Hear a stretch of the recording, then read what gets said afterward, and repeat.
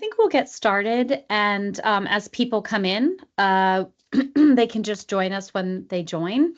I wanted to make a quick announcement about our Dunlap Bennett and Ludwig Small Business and Inventor Hub. This hub is a unique initiative that we started several months ago. It's focused on simplifying the patent and trademark process for inventors and small businesses with a clear mission to empower innovation. There's a lot of great resources on here. There's transparent fee structures, and it allows inventors and entrepreneurs to access high quality legal services without unexpected costs. If you want to check it out, you can see the link at the bottom. It's www.dbllawyers.com/hub. So I just wanted to make that announcement before we get started. Okay.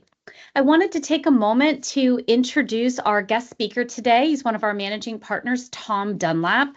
Tom works with clients to manage, protect, and enforce their IP rights in private business and government contracts.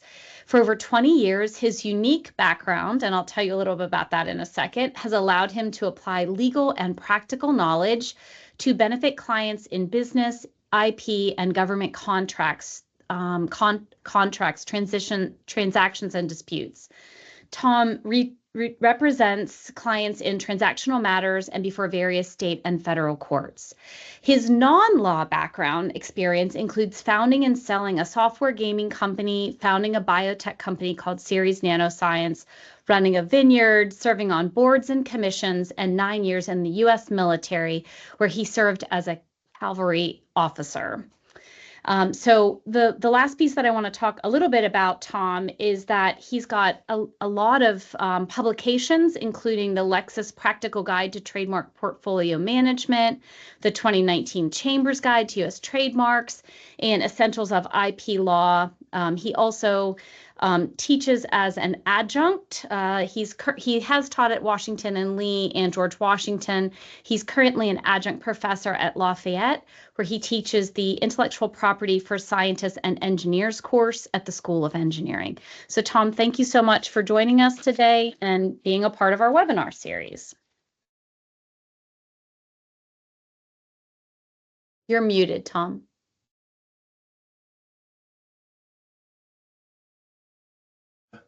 Okay, I'm here. There we go. Welcome, Tom. We'll try that again. Welcome. Yep. So shoot, tell me how you want to kick it off today, and I'm ready to go. Yeah, so this webinar series is a series of questions that I'll ask you, and it's just like a conversation. For the audience, if you do have any questions during the presentation, feel free to put them in the chat, and our moderators will let me know that there's something in the chat that Tom can answer a very specific question. So to get started, Tom, today's talk is on patents versus trade secrets. So let's talk a little bit about what the differences are between patent prosecution and trade secret prosecution. Sure. Well, so patent prosecution and trade secret prosecution are not really what it is. What's the difference between patent protection and trade secret protection? Trade secrets aren't really prosecuted. Patents are prosecuted. Probably get to that in a second. And there's one of the big differences. So patents have to go through a process at the USPTO where an attorney actually has to file an application and prosecute the invention until the patent's granted. Trade secrets are something that businesses manage themselves by making an election to keep something secret. And there are a whole bunch of things you have to do to make a trade secret effective, but they're two different forms of intellectual property that often, but not always, cover the same types of IP. So patents generally cover inventions, or only cover inventions. They can cover designs as well. But in the context of trade secrets, we're talking about inventions. What patents do is they give the inventor an exclusive right to make, use, sell, or license the invention. And technically, it's to exclude others. And that's a key point that I always tell my students. It's not a right to make or sell a patented product. It's a right to exclude others. But I won't get into that now. So that right lasts for 20 years from the date that you are granted a patent. The issue with patents, of course, is the this for that. The reason you get to that legal monopoly for 20 years is that you're disclosing everything.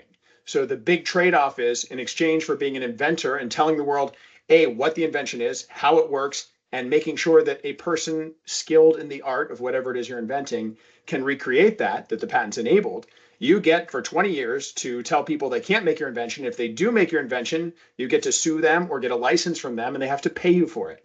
But to get a patent, it has to be something that's novel, non-obvious, useful, and enabled. And those things aren't true for a trade secret. So a trade secret's not disclosed. It can last forever. But the value of a trade secret is the opposite. Instead of disclosing it, the value is that you've kept it secret. Trade secrets can protect things that are not patentable. So things like confidential business lists, company lists, information, formulas, processes, algorithms, which specifically can't be patented on their own. All of those things can be protected by trade secrets, but so too can almost any invention. Really famous example, which I'll get to in more detail later in this chat, I think, is Coca-Cola. So that formula was a trade secret for umpteen years, for 100 and something years. I think it was 2011. A journalist got one of the family members to email him a piece of paper that had the Coca-Cola secret formula on it, and the cat was out of the bag. But if you think about it, if you're a chemical engineer, you could take the Coca-Cola trade secret and probably reverse engineer what's in there. So that's one of the risks of trade secrets. But that's the main difference is patents are public and give you a monopoly. Trade secrets do not give you a monopoly, and they are, by their nature, they must be the opposite, secret. Okay, great. So in terms of the advantages and disadvantages of using patents versus trade secrets for protecting advantages or protecting inventions, can you tell us just a short few? Sure.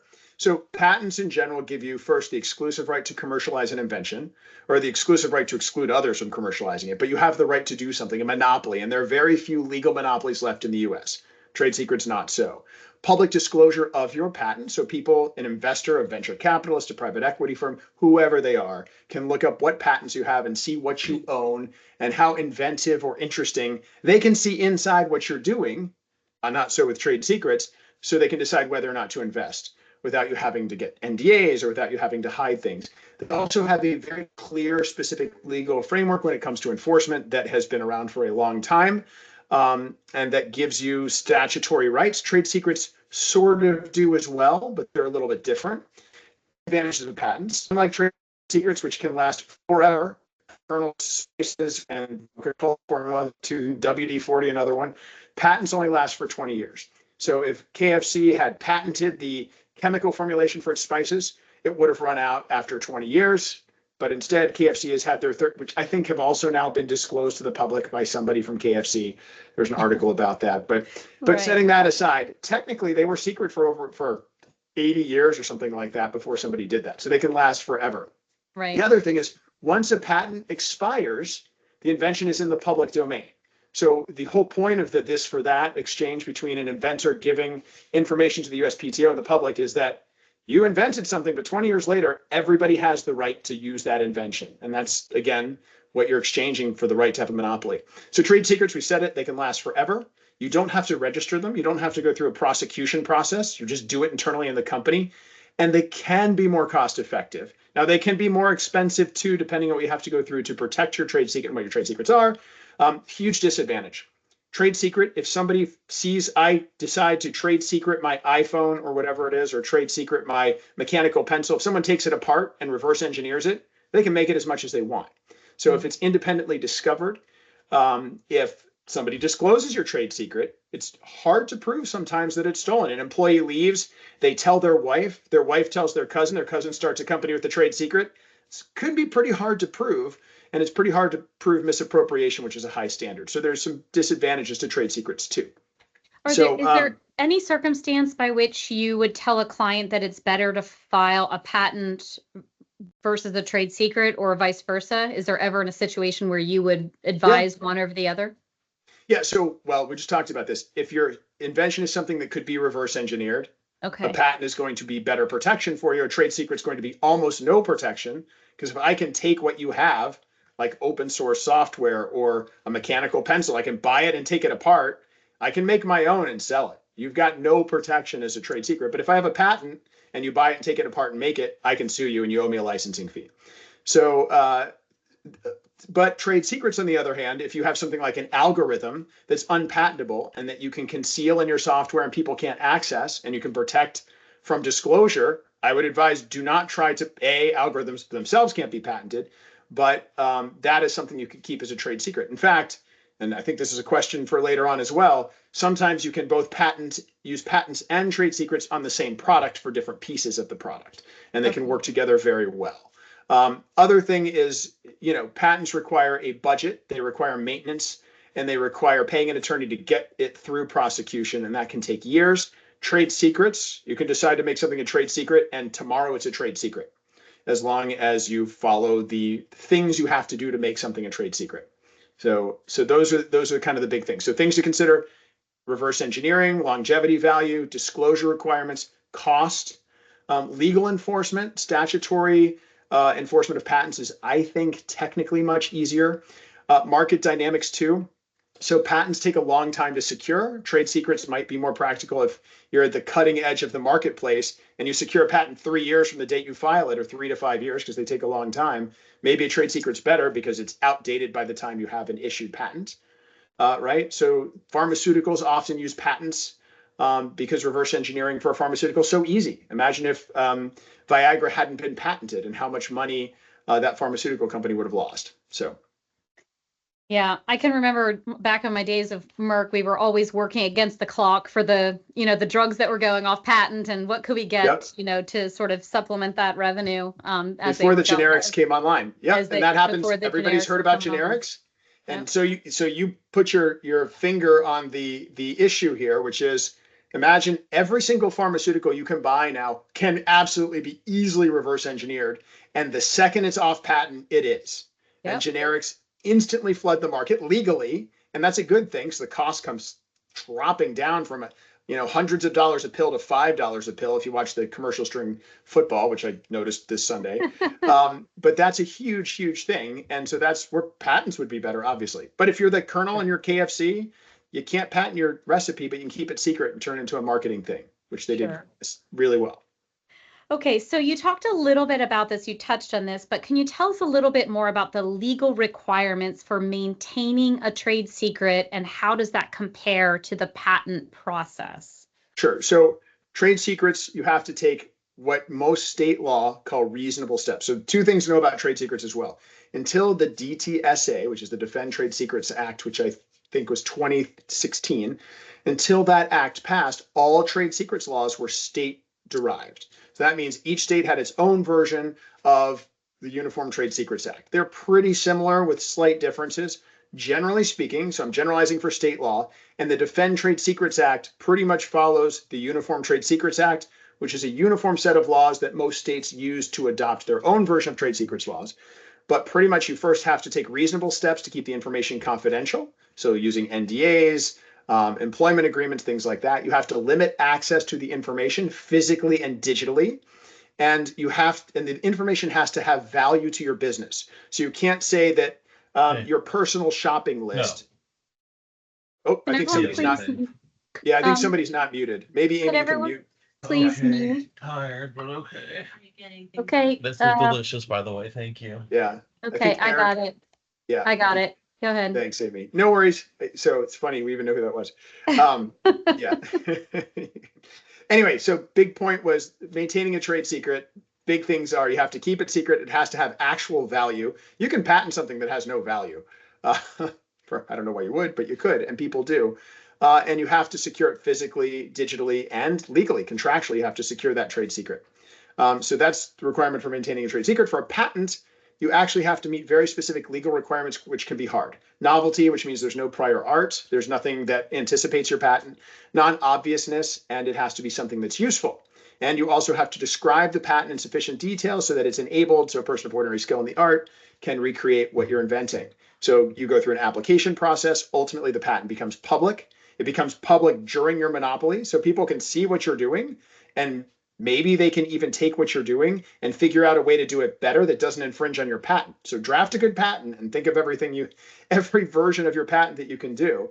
But that's those are the main different requirements. Yep. So then you just sort of hit on something. Well, how does the legal enforcement of patents differ from enforcement of trade secrets? Like if someone's trying to steal something, for example, an idea, what kind of the legal enforcement, how does that differ? Well, so think about it in really simple terms. If somebody's infringing your patent, all you have to do is buy their device or download their software, whatever it is that you've patented. Say I've patented my mechanical pencil again. I don't know what it does. Maybe it shoots bullets.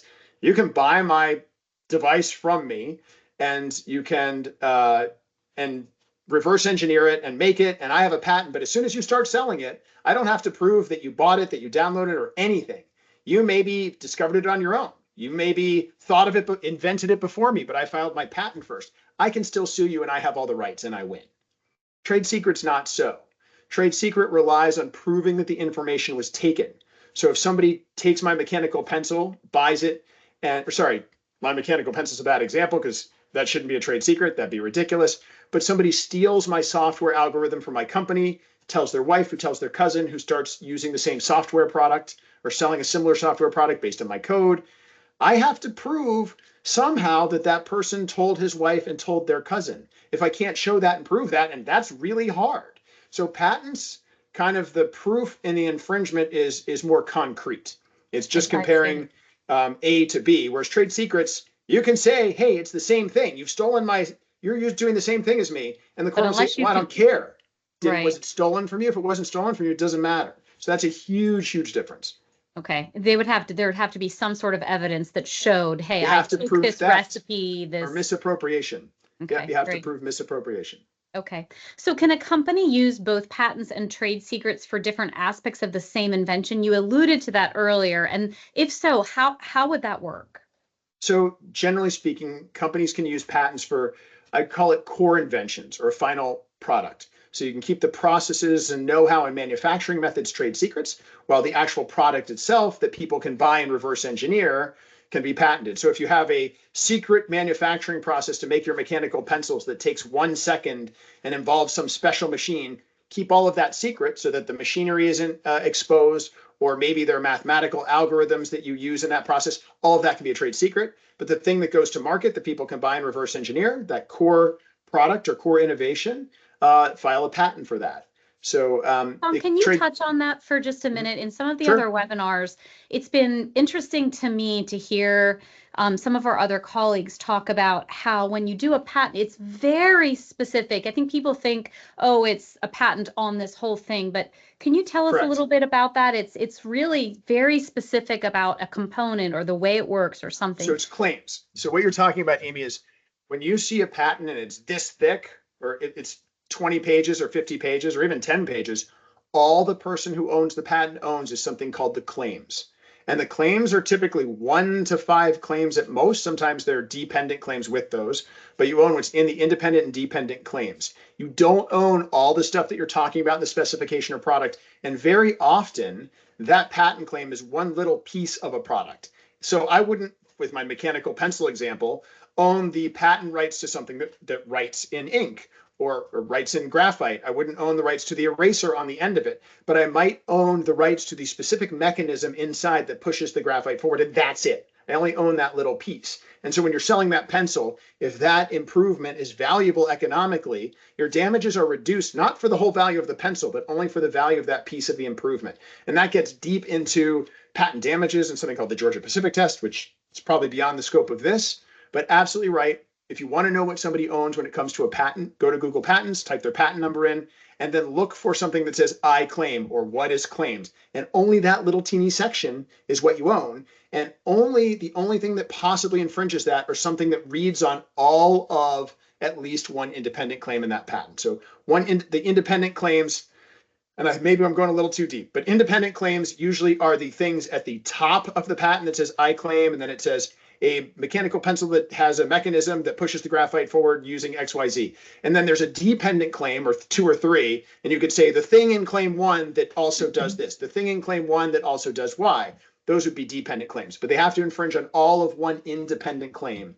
Otherwise, if it does everything but what's in that, or it does what's in that patent a different way. That's what I was just going to say. That's how you end up having, I'm assuming, different products that sort of give the same Right. outcome, but may why? have a mechanism that. Why would our law do that?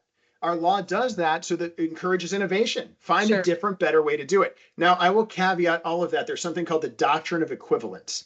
And again, beyond the scope of today, but the doctrine of equivalence says if you're achieving the same result by doing something that's well known in the industry or known in the art of what you're doing, in the art of mechanical pencils in this case, then you can still be infringing the patent through the doctrine of equivalence. But generally speaking, if you make an improvement, you can get around a patent. You can design around a patent, and that's the whole point of the patent system. Okay, thank you. Thanks for that clarification. Okay, so let's talk a little bit about how, as a lawyer, you assess whether sort of long-term protection of a trade secret outweighs the limited time of a patent's exclusivity. So it depends on what you're doing. So say, for example, you're in the business of making pencils. I think if you come up with a new mechanical way, absolutely a patent, reverse engineering, but also that pencil is likely to be as relevant as it is today 20 years from now, right?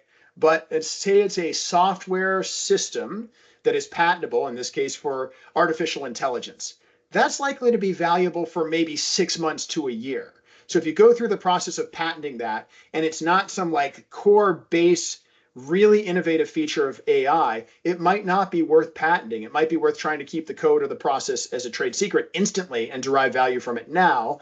And again, you do, when you get a patent, your patent, when it's granted, you can go backwards in time up to 6 years and get damages for people who've been infringing your patent prior to the patent's issuance. But it's from the date of filing, and they have to be on notice, and you have to mark, and there's a whole bunch of things you have to do with a patent. But generally speaking, duration of competitive advantage is a huge thing. We talked about likelihood of discovery, if it could be independently discovered or reverse engineered, trade secret, and industry trends. So patents can become less relevant and obsolete in certain industries. And we talked about pharmaceutical industries being a good place for patents, but software maybe being a good place generally for trade secrets because of the pace of innovation and the value of what they're protecting. Now, there are costs of protection. So protecting a patent, essentially patents are more costly up front. You spend the money prosecuting the patent, responding to office actions and maintenance fees, but trade secrets require ongoing security, crypto locking your vaults, employee agreements, confidentiality, non-disclosures, controlling the secret, and that could be an expensive endeavor over the long term, depending on how big your business is and how pervasive the trade secret is. Got it. Okay, so let's go into a little bit of detail of the process. So I do have an example for you. So this is kind of interesting. We talked about Coca-Cola, and I just kind of remembered. So Coca-Cola, actually, you already talked about this. They had a trade secret for their formula, which was secret for 130 years until somebody emailed a journalist, the paper saying what the trade secret was. But they have patents on their freestyle soda fountain. That's that fountain where you go to and you push the button at McDonald's and you can pick Fanta or Bargs or Coke and mix it. So they've patented the heck out of that. So while the Coke that's in the machine is a trade secret, the machine itself is subject to a whole bunch of patents. And they have patents around they've patented the design of their Coke bottle. They have trade dress in the design of their Coke bottle. They protect themselves every way they can. They're a really good company to look at if you're like, how would I protect trade secrets, patents, trademarks, and design patents? Thanks. Thank you for that interesting example. Okay, talk to us a little bit about the typical process and timeline for obtaining a patent, and how does that compare with establishing a trade secret? So patents, we talked about longer time to figure out and get done, and trade secrets shorter time. Patents involve first usually a prior art search, where you are paying a law firm to do a prior art search. We return search results, you review them. Once your invention is finalized in light of what prior art exists, and prior art is a term that we use in the patent world that means literally, since the American Invents Act in 2011, anything that came before your invention. So if somebody in 1964 in Nepal, in a journal written in Nepalese, disclosed what you invented, even though you couldn't find it, ultimately somebody could use that and invalidate your patent. Prior art is everything that came before. Generally, a US patent search covers most things because most things that are valuable have been in that system, but it depends on what field you're in. But prior art. Next thing is you file the application, and the drafting that patent application and filing it's involved. So it's claims, its specifications, and its drawings. The USPTO then examines that, and that can take 2 to 5 years, depending on what art unit your patent ends up in. Every type of patent, whether it's software or biotechnology, they're all in different art units, and they all have different processing times depending on their backlog, and those can be very long. There is something called Track 1, where you can pay an additional fee to expedite your patent prosecution process. But assuming you don't do that, it can take 2 to 5 years. Then you get an office action. And when I say that, sometimes people are like, I paid you to file a patent and I got an office action. Well, 80 to 90% of patents get some kind of office action, some kind of initial rejection that you have to respond. And then there's 6 months to respond to that. And then you either get a second office action, it can go back and forth for years. Ultimately, if you're successful, your patent application is granted and your patent is issued. And then you've got your patent for for 20 years from the date of your initial filing. So, are you protected during that back and forth time? You are if your patent issues. So as long as your patent actually becomes a granted patent at some point in the future, you can go back up to 6 years backwards in time and get damages for whoever's infringing on your patent. So that's why you see things like patent pending printed on consumer products all the time, because their patent hasn't been granted yet. They're selling their product because they want to be in the space and make money, which they can do because they've got a filed patent. It's safe to sell it. But if somebody's like, it's only patent pending, maybe it's not going to be granted, I'm going to infringe. Well, I can go back and sue you for royalties, reasonable royalties, after my patent's granted.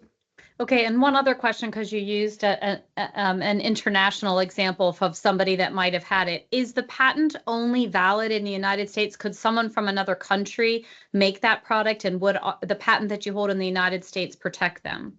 So sorry, I know this is a little off, but I'm curious. It wouldn't protect you. So patents are territorial. The United States patent only protects you in the United States. We are, however, treaty signatories to both the Paris Convention and PCT, and both of those things are ways to protect your patent in other countries. Now, there's no such thing as an international patent, but after you file your US patent, you can file something under the PCT that allows you to obtain a patent grant in other countries. Ultimately, you have to go through the international phase and then a national phase, but patents are territorial, so it does not protect you there. So if I file my US patent, it's granted, I do nothing else, I don't file in another country, and somebody in England wants to make my mechanical pencil with that graphite pushing mechanism that I've just invented on the phone call today, they can do it as long as they don't sell it in the US. If they try to sell it into the US, then CBP, we can file an ITC action against them, a Section 337 case. We can sue them for patent infringement. Our federal courts are nice and aggressive about reaching out across the pond to go after infringers that are selling in the US, but you don't have any legal protection in countries where you're not granted a patent.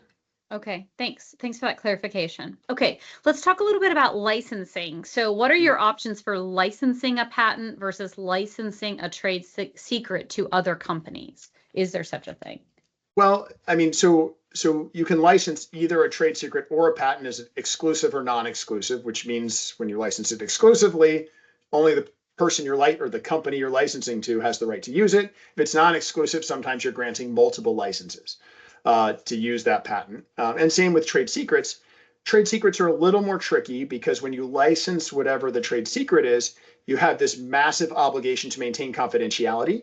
And if that person you've licensed to or company you've licensed to has subcontractors, you have to flow those requirements down, or you have to mandate those requirements are flowed down, and you have to make sure that that company is doing that. So trade secrets are a lot harder because you have to monitor compliance. Patents, if somebody's not complying and you see an infringing product, it's a lot easier to send a ding letter or a breach of agreement letter to whoever's doing that and trace that back. But trade secrets, it's a lot harder.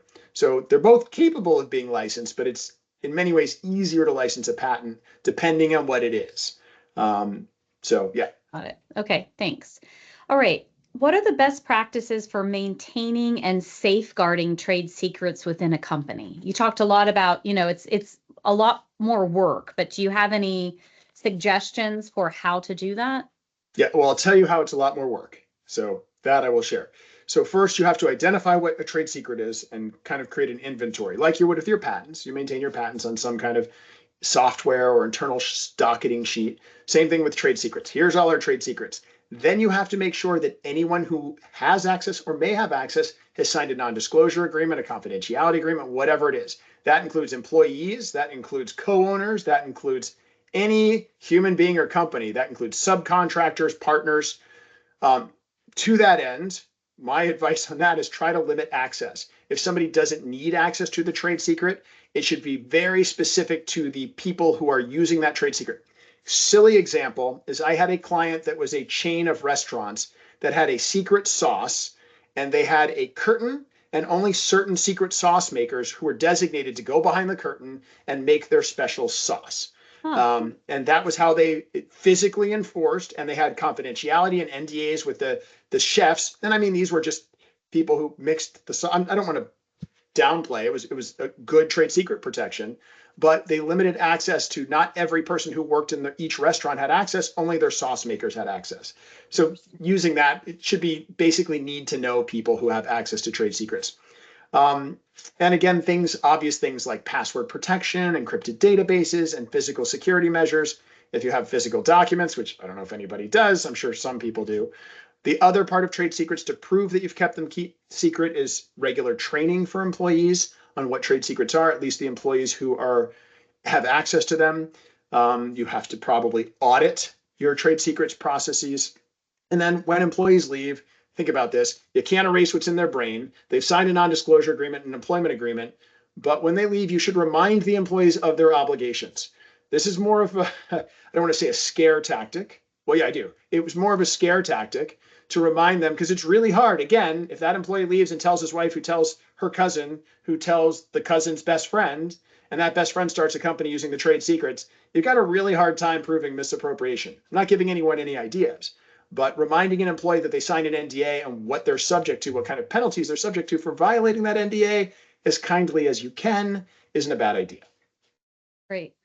The secret sauce reminds me of a restaurant that my husband and I were just in, and he really liked the chili oil on the table. And so he asked the waitress, what's in this? And I thought for sure she'd say, oh, it's our secret recipe or whatever. But no, she went back and said, I can give you what's in it. Went back and sort of wrote it down. I found that to be really sort of interesting. So remember, and that's why the Colonel kept his, is it 11 or 13, his herbs and spices secret, and Coke kept their formula secret, because you can't patent a recipe. You just can't do it. You can patent a chemical formula, but not a recipe for food. Generally, it's impossible, and they can be reverse engineered. So restaurants offering to share them to you, look how much more you like that restaurant. Oh, yeah, we went back again. Yeah, our oil is secret. Yeah, I won't tell you how we made our oil. So it's trade secrets a lot of times in that space are marketing tools, and they're very effective ones. Yeah, so. Sure. All right, let's talk about how does the legal concept of misappropriation apply to trade secrets, and what are the consequences? So we talked about this a little before. So unlike a patent, the only way you can get in trouble for using somebody's trade secret is if you misappropriated it. So that means you acquired it through nefarious or bad means, things like bribery or theft or conspiring with an employee, conspiring with your wife's cousin, or something, whatever it is, that scenario I laid out a second ago. So it has to be unlawfully obtained. Just like patents, you can get an injunction. If you can prove that, you can get damages. There are also criminal penalties. There's something called the Economic Espionage Act. And there are cases where companies have been criminally prosecuted in addition to being sued over the theft of trade secrets. There's this pretty famous case, United States versus Sinovel Wind Group. I don't know, probably you've not heard of it, but there's a company called American Superconductor, and they had some technology related to turbine manufacture and windmills. And Sinovel was a Chinese company that literally took the IP, the trade secrets from AMSC. A former employee left, downloaded all of the source code, and AMSC got lost $1 billion in shareholder equity, $800 million in services, 700 jobs. 11-day trial in Wisconsin. A federal jury convicted Sinovel criminally of conspiracy to commit trade secret theft. So, and they were ordered to pay damages. So there are a whole bunch of trade secrets cases where people not only get sued by the company they stole them from, but they're prosecuted. So trade secrets are usually, if you're infringing a patent, pretty much never are you going to get prosecuted by the federal government. But if you misappropriate a trade secret, depending on what it is, especially if it's really important to the energy industry or something in the federal government, you can get prosecuted too, and it happens. So what should a company do if they suspect that a trade secret has been stolen or disclosed without permission? So the big deal, because it's a trade secret, is you don't want to freak out and start sending accusation letters out. The first thing you want to do is conduct an internal investigation really quietly and thoroughly. Grab your lawyers first, whoever they are, and they will help you do that. But it involves interviewing employees, and you want privileged interviews, so you want your lawyers to do it. You want to figure out whether or not security protocols were followed or missed, and if there was a leak or a breach or something, find that before you accuse anyone of anything. Then you want to gather all of that evidence, emails, computer logs, text chains. Don't forget WhatsApp, all of those things of anyone who had access to the trade secrets, so you can see where the leak was and keep that, preserve that. And then, frankly, before sending a demand letter, you may want to, if you have the evidence that proved all of this happened, I might just file an injunction. I might file for either a TRO or a preliminary injunction right away to stop a competitor from using these. If you don't have the proof and you have to gather it, you may have to send a demand letter, you may have to do more external investigation, and then ultimately you may have to file a lawsuit that alleges all of this, still seeking an injunction, but it's harder. And if it's something that violates the Economic Espionage Act, like theft of some kind of industrial secret that's valuable to the United States, and you'll know this if your company does this, then you're going to want to inform law enforcement, Department of Justice or whoever about the theft. So yeah. Hey, Tom, so is there if something is something a trade secret if it's and can people get criminally prosecuted if it's more on the line of like an additive's been put in something but it's detrimental to, to people? Like, for example, like I'm thinking of cigarettes and then people like sort of whistle blew and said, oh, we know what they put in it, or vaping. And we said, so oh, that's so yeah, is so it, that's are they protected? different. Are they Yeah, so protected in those cases? What you're getting into is a little bit different than trade secrets versus patents. That has to do Okay. with whistleblower protection. Okay. So if you're blowing the whistle on a company or a federal contractor or whoever, even the federal government, you have whistleblower protection, but it really has nothing to do with their trade. Well, it does. Under Defend Trade Secret Act, there is whistleblower protection built in that basically says you're not liable for violating your trade secrets agreement with the company, and you're not liable to be criminally prosecuted if it's something like that. Okay, that's what I was So wondering. Are you protected? That's a whistleblower exception where you won't get in trouble for selling a trade, not selling, but using or disclosing a trade secret. If it's in the best interest of, the citizens. Okay, I was just curious about that. Okay, Yeah. Are there certain industries where patents are more commonly used and others where trade secrets are more prevalent? Yeah, so you hit on the big one. Pharmaceuticals, they don't keep their formulas trade secrets because that'd be ridiculous. They'd just be reversed engineered. Electronics, biotech, anything that can be purchased and re-engineered fairly easily, those things favor patents. Food and beverage companies like the spices and the Coca-Cola formula, those things tend to be trade secrets. Manufacturing processes that they can keep forever and that aren't seen by the public, those are trade secrets or should be trade secrets often. And software. So while software algorithms can be patented in conjunction with other things, they can't be patented on their own. Keeping those trade secrets or source code as trade secrets. In fact, there is a method at the US Copyright Office where you can protect your source code by making a trade secrets filing, where portions of the source code that are secret is redacted. You file the whole source code. So copyright protection is available along with trade secrets protection at the same time, which seems like it wouldn't make sense, but that's why the Copyright Office have a circular explaining it as well, and we do that all the time. Got it. So if you're a software company, you should absolutely be copywriting your software. If you're like, I don't want to disclose it, you don't have to. There's a trade secrets process at the Copyright Office. Got it. Okay, can you give us some notable examples of companies that had successfully protected their innovations with trade secrets versus patents? Like people, like other could you give us some examples of those other So than Coca-Cola? Coca-Cola and Coca-Cola. the kernel. So Google's search algorithm, and Okay. I don't know, I mean, you've done SEO, Amy, that's a little bit in your space, but their algorithm's protected by a trade secret, how they decide who gets at the top of their organic search. And I know they change it all the time. They And that's probably definitely do. part of, well, interesting, that's probably part of their protection process, right? If they change their algorithm, once people figure it out or it leaks and they change how they decide to search rank people, that's a trade secret. I mean, those are some off the top of my head. Patents, That's a great example, actually. Pfizer, Merck, Pfizer had Viagra. That was a really good patent for them for a long time. Tesla has patents related to electronic vehicle technology. They're an early mover. They actually have something called an open patent program, although from what I understand, most companies haven't taken advantage. But Elon Musk, sounds not like him, but he basically said, you can use my patents to advance EV technology, a lot of his Tesla patents. But the risks for companies that do that are they bound now to the Tesla technology and not their own? So I don't know how much uptake there's been on that, but they have a lot of patents related to EV technology. And they have a design patent on the Cybertruck, which I shared with my college class the other night. They're like, why would anyone patent that ugly thing? Yeah. I mean, I don't know. Some people Every like time the we way it pass looks. one, I always say to my husband, "Do you like that?" Yeah, I mean, I don't know. Not my thing either, but Yeah. it's interesting. It's definitely different. So with evolving technologies like AI and software, you've talked a little bit about the algorithms, but would that affect the decision to patent an invention versus keeping it a trade secret?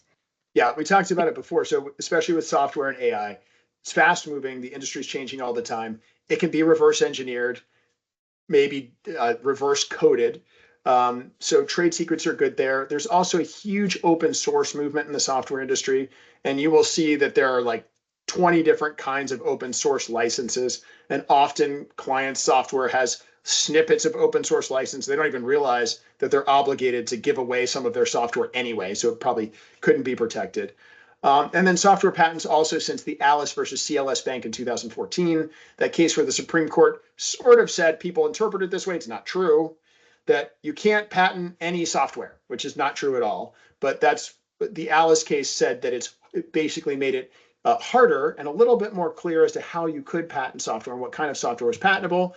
But a lot of software gets kicked to the curb now, even software that was patented after the State Street Bank decision between Alice and State Street Bank in particular, between 1998 and 2014, because software is really hard to patent because it's considered abstract under Section 101 of the Patent Act. So yeah, Great. those are some examples. Thank you. All right. How do you think recent changes in intellectual property law have affected the decision for a company to either patent or trade or use a patent or the trade secret protection? Well, so, and I won't say these are recent. I guess they're recent for us. I was thinking about my college class the other day. The textbook we have says the recent change in the American Invents Act. That was 2011. So I'm sitting here, I was like, that was 13 years ago. But in the patent world, it's sort of recent. So the AIA changed us from a first to invent, which means you were an inventor. Even if you filed your patent later and somebody filed ahead of you, if you were the first to invent, you could prove it with your little inventor's journal and all that stuff, you still owned the patent. We changed in 2011. We got in lockstep with the rest of the earth, except for the Philippines, I think. They were the last ones before us or after us. But now we're first to invent. So it's definitely changed the need to file patents quickly and the requirement to do so. And if you're unable to do so, maybe trade secret. But it's honestly led to more patents being filed more quickly and more provisional applications. Defend Trade Secrets Act of 2016 was a huge boon for trade secrets. Now you have to have certain language in your employment agreements, but it changed us from having to bring any suit under a state Trade Secrets Act claim in a state court, which are sometimes varied in how they enforce things, and judges are varied. It allows you now to bring that claim in federal court as long as you have a disclosure in your employment agreement that employees signed or whoever signed this trade secrets agreement with you. So DTSA was a huge change. It basically federalized trade secrets, and everybody kind of thinks that's a good thing. It makes businesses more confident in using trade secrets as a way to protect IP because they've got federal legal recourse, which gives them more jurisdictional choices, and federal courts are more uniform than state courts are across the country. So patent eligibility, we just talked about Alice versus CLS Bank. So software since 2014 has been harder to protect than it was between 1998 and 2014. So that has led people, at least in the software space, to perhaps file fewer patents, or not even file fewer patents, but to less rely on patents. I still think they're filing them and they're still trying to get them granted, but things that are really, really valuable, they're going to keep secret and not file those. And then there's also something called the Global Patent Highway and harmonization of IP laws, where other countries are adopting protections similar to DTSA. And if you think about it, if you have a trade secret, you don't have to file anything in another country to obtain trade secret protection. You just have to manage it internally. With patents, I've got to file in the UK, I've got to file in France, I've got to file in China. Wherever I'm worried about infringers making and selling and using my technology, or where I want to exclude them, I've got to file a patent. But trade secrets, you don't. But in the software and AI space, I think that people are leaning towards trade secrets, again, because of the pace of development and how hard it is to protect those things. So when you talk about that, what advice would you give to businesses to protect patent and trade secrets in sort of the digital age where information is so easily shared, accessed? What advice would you give to businesses? So I'm not a tech person. I know encrypting things, controlling access to systems, non-disclosure agreements, digital agreements, auditing and monitoring your employees' access and use. I know our firm, for example, logs every single action taken inside of our practice management software, so we can trace who opened a matter and who created it and who did what to each thing, who entered billing time.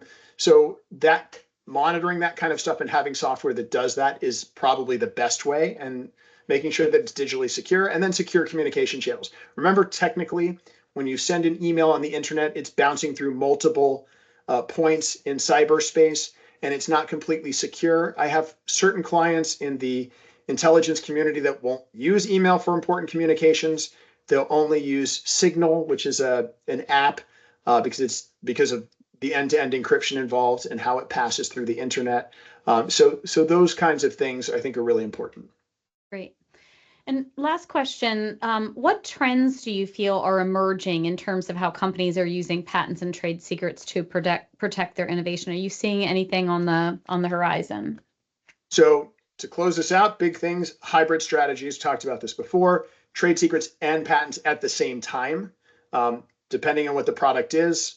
We talked about how to do that, but keeping the underlying process secret if you're going to patent the thing that goes to market, and then trade secrets for how you're doing it. Increasing reliance on trade secrets for digital assets, and the fact that technology evolves so fast, particularly in AI, and then enhanced digital security and IP protection, so communication protocols. I mean, I don't want to talk about like a political subject, but I'm not going to get into that. But enhanced data security and IP protection, and cross-border. So the globe has become a place where anyone can find out anything in 5 minutes. So if I find it, I'm in the UK, and I don't know why I'm picking on the UK. I'm in Australia, and I see a new product in the US that's amazing, and they don't have a patent in Australia, and they have a granted patent in the US. I mean, I might be like, that's great. I mean, you can't get a patent in Australia because that patent in the US is now prior art to whatever you file in Australia. You can't own it exclusively, but you can certainly make it and sell it if it's a great product. So cross-border IP protection is a huge trend, where our clients who in the past, smaller clients, maybe a US only cosmetics company is like, okay, we need protection in France, England, and UK and Germany or whatever. So we're seeing a lot more global IP protection strategies, which makes sense. And then collaborations. We're seeing a lot more licensing. So where people can't get to Germany or France or the UK to sell their product, but they want protection there, they'll get protection. But in order to hold trademark protection, for example, in a lot of countries, you have to be using it. So they'll enter into collaboration agreements with a local supplier or distributor so that they can meet the requirements for supplying or distributing whatever it is they're selling. So things like that. Great. Okay, so if anyone has any specific questions for Tom, now is your time to put it in the chat. And also, I just want to make one last reminder announcement about our Small Business and Inventor Hub. You can certainly go and check out the free resources that are on the hub. and access that directly from dbllawyers.com/hub. Does anyone have any questions for Tom while we have him here? Looks like no. Okay, well, thank you, Tom. This has been really informative. We will be sending out a link to this webinar right after. And if you have any questions, you can feel free to email the team. Thank you so much for joining, and we'll see you next time.